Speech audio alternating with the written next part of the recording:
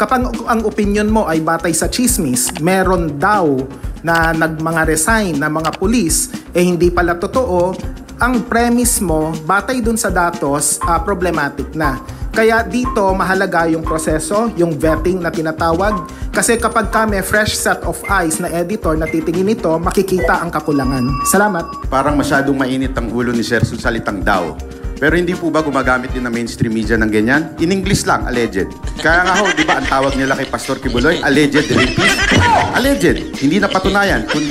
Wala pang conviction. And yet, yun ang sinasabi.